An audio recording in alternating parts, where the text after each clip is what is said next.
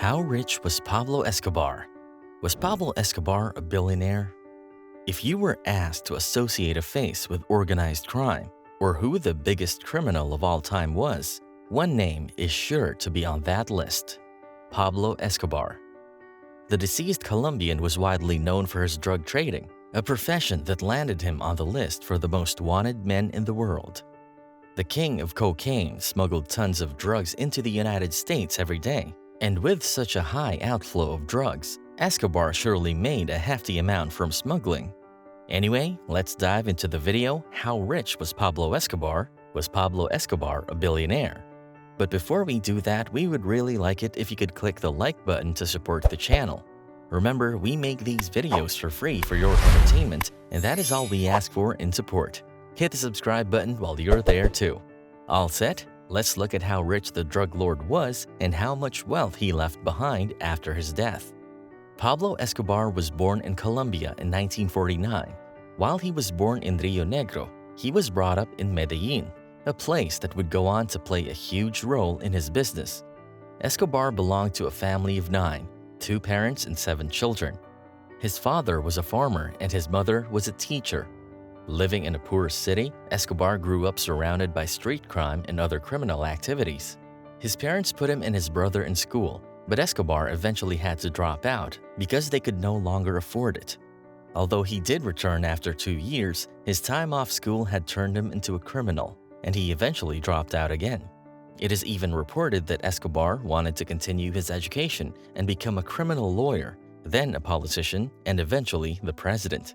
This video will go over how Pablo Escobar became the face of crime and how that earned him a fortune. And spoiler alert, it's a whole lot of crime. Early criminal activities. Escobar entered the criminal life at an early age.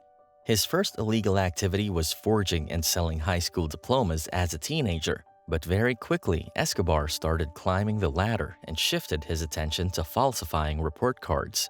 When Escobar and his brother dropped out of school, they took to the streets and got involved in all sorts of petty crimes.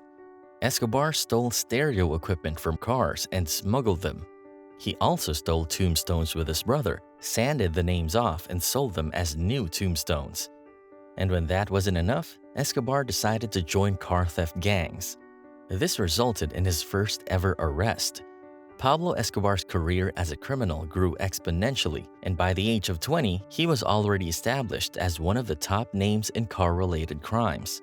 Escobar's gang stole cars and stripped them down for parts. The money he got from the sales were used to bribe officials and keep his business under the radar. His area of expertise then changed to violent crime. He hired other criminals to kidnap his enemies, people who owed him money, and extort money from them. But to prove a point, Escobar would sometimes kill those he had kidnapped, even if they had paid their ransom. The most notable kidnapping by his gang was of businessman Diego Echeverria. Echeverria's family paid Escobar $50,000 in ransom, but Escobar still ended up killing him. With his gang now making a name for themselves, Escobar's crimes kept growing, and by the age of just 22, he made his first million. Pablo Escobar was soon feared by his enemies, and many others for his money or bullets strategy. Anyone who didn't pay up was killed by his gang. By the mid-1970s, cocaine found its way to Colombia through Fabio Restrepo, the country's first drug lord. Escobar saw the growing trade and had Restrepo assassinated. He seized the business, and it grew into one of the biggest drug trafficking networks within a year. At the height of his power, Escobar smuggled approximately 80% of the world's cocaine. And of course, there was a truckload of money involved. Escobar reportedly earned $420 million worth each week. That is $22 billion for the whole year. And how did he keep it together? He spent $2,500 a month on rubber bands alone. Escobar reported a loss in profits of $2.1 billion every month, but that didn't matter to the kingpin. Pablo Escobar's earnings came from his criminal activities, but mostly through his drug trade. However, he spent in any way he wanted, and sometimes in the most peculiar ways. Hacienda Napoles. Of course, being the kingpin of Colombia, Pablo Escobar had to build himself a safe haven that showed the world how wealthy he is. That is why he built the Hacienda Napoles. named after the city of Naples.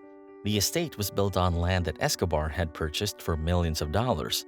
The estate was the pinnacle of power and had everything you can imagine. The property had a Spanish colonial house, a sculpture park, Escobar's vintage car collection, a private airport, and football field. This is more of a city than a home in our opinion, but the weirdest addition to the house was a full zoo. Escobar had over 200 animals smuggled into the estate where they served as attraction for visitors. The animals included elephants, giraffes, hippos, and zebras. After his death, the government donated most of the animals to international zoos, whereas the hippos escaped and spread across villages. The estate, with all its features and animals, cost Escobar $63 million. La Catedral. Speaking of fancy homes, Escobar went a step further than anyone ever has and built himself his own private prison. When Escobar realized he would be caught, he offered his surrender to the government on the condition that he gets to choose his prison. Tired of the cat-and-mouse game, the government agreed, and Escobar ordered the construction of La Catedral in his hometown of Medellin. The government agreed that Escobar would serve 5 full years and would not be extradited to the United States. But being a master criminal, Escobar orchestrated the deal in a way where he could still run his business from the inside. The giant facility was standard-looking from the outside, a big wired wall to prevent Escobar from escaping, and 24-hour security. Little did the authorities know, however, that the security was Escobar's own cartel members, and the prison was designed by Escobar to keep his enemies out. Inside the prison, it wasn't a prison at all. Hotel Escobar, the unofficial name for the prison, was a luxury estate built for the drug lord. It had more amenities than 5-star hotels across the world. La Catedral had a private gym, sauna, and jacuzzi, as well as a number of sports facilities. The estate had a full-length football field where the national team of Colombia was invited to play. Inside, the prison had an industrial kitchen, a TV room, and a bar. When Escobar felt lonely, he would invite his family over or his friends, and sometimes even women. Escobar was living his best life from within his safe prison. With the fax machines and phones installed in the prison, Escobar managed to bring in $60 million every day for his cartel. La Catedral is also the place where Don Pablo was shot and killed. Before we move on with the video, we'd like to know, how would you spend all that money Pablo Escobar had, knowing how he earned it? How do you think his life would have been if he had become a criminal lawyer instead of a criminal? Let us know your opinions in the comments below. Pablo Escobar was famously known for being a family man. Many decisions he made took his family into account, along with the millions he spent on them. Other expenses. Escobar created his prison, La Catedral, in a strategic location, guarding him from his enemies. The location also overlooks his hometown of Medellin, the city where his daughter lived. La Catedral had a telescope installed that allowed Escobar to keep an eye on his daughter while he was imprisoned. And like every caring father, he decided to light a fire for his daughter when she became hypothermic while the family was hiding in the mountainside.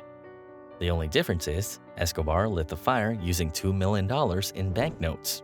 For Escobar, his family wasn't just his blood relatives, it was all of Colombia. When he was earning his millions, Escobar made sure to give back to his community.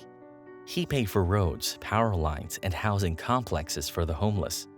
He also built over 70 community football fields and hospitals. This earned him the nickname Robin Hood from his people. Net worth. The king of cocaine was shot dead in 1993, 3 decades ago, but is still known as the wealthiest criminal in history. By the time of his death, his net worth was $30 billion, which is $70 billion today. And with that, we have reached the end of our video on how rich was Pablo Escobar. Was Pablo Escobar a billionaire?